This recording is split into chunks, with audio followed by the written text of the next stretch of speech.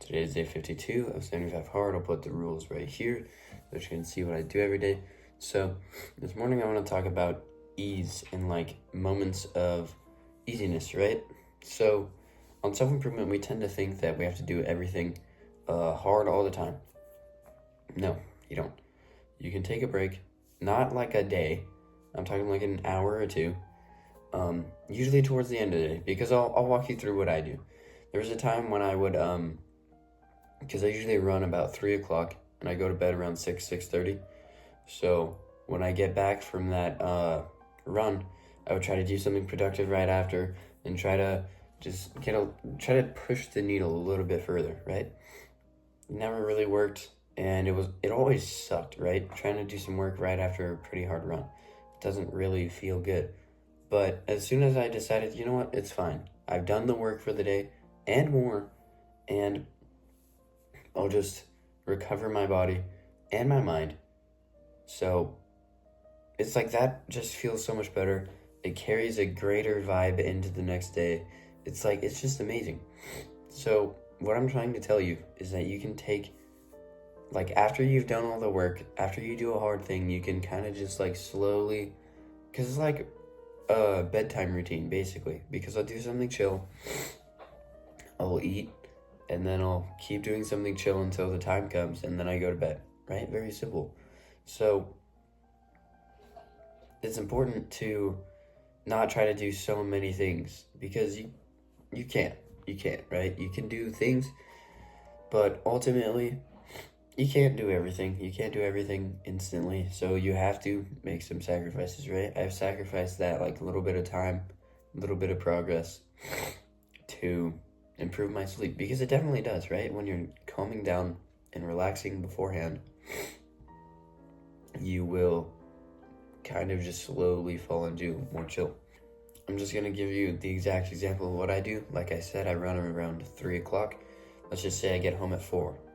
I will get home at 4, and then I'll grab my notebook, which I plan my days on, and I'll plan my day.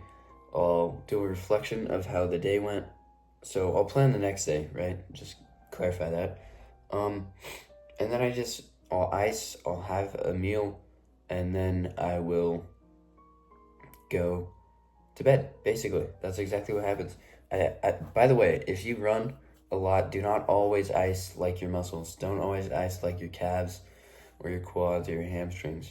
Only ice them sometimes, because when you ice them all the time, the muscle development slows down long term, so don't do it. Ice your joints though. Definitely ice your joints. That's what I do. I get home and I ice my knees, sometimes my ankles. So ice your joints, because your joints don't really grow much, right? So it's okay to have some downtime in the day. And I just want to touch on something else real quick. If you wake up and instantly eat, that's just weird. That's actually just weird. That's like weird modern day human. Now the reason I say that is because like, it's so AFK, right? You wake up, and if you don't know what AFK means, it's like in a video game, when you put your controller down or you go to the bathroom, you're AFK. I think it stands for away from keyboard, but basically, you're not doing anything, right? So, number one, you want to get rid of as much AFK time as possible, because it's so worthless. Number two, that's just setting the tone for the day, which is not a good tone to set the day in, right? What I do, I wake up early. I wake up at 3:45, and then I will go take a cold shower. That's like setting the tone for the day like that. Then I come in here, read my Bible, and then I make this YouTube video. So I'm like doing thing after thing after thing after thing, and then it sets the tone for the day. And sure, that momentum slowly dissipates over the day. And that's why I have that downtime, because I don't have the momentum from the morning. But like eating instantly in the morning is just, unless if you're really trying to become a bodybuilder, I don't see why you would do it, because it's so modern day human. That's the only way I can explain it, because I guarantee you, cavemen were not waking up and instantly eating. They were waking up, doing stuff, and then they would like go kill an animal and eat it. But yeah, I don't eat for 2.5 hours. I will eat at like 6:30, 6:15, which is about 3 hours. 2:30, 2.5 to 3 hours. So take a while before you eat breakfast, especially if it has a lot of carbs. Carbs are hard to digest, so they like take away from your mental clarity. So yeah, I'll see you later in the day, likely after my second meal. So yeah, see ya. Alright, so I was correct. I just had my second meal about 45 minutes ago.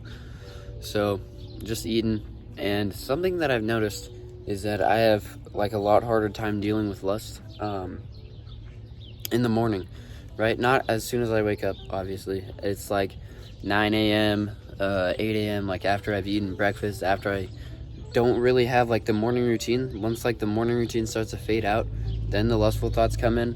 So yeah, the reason I'm telling you this is because I'm trying to give you this advice, which is to know your faults. Know your fault.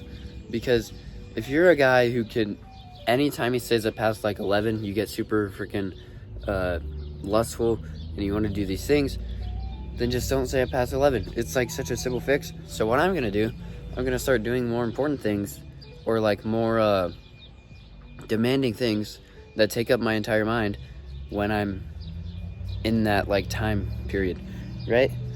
So yes, adjust, know your faults.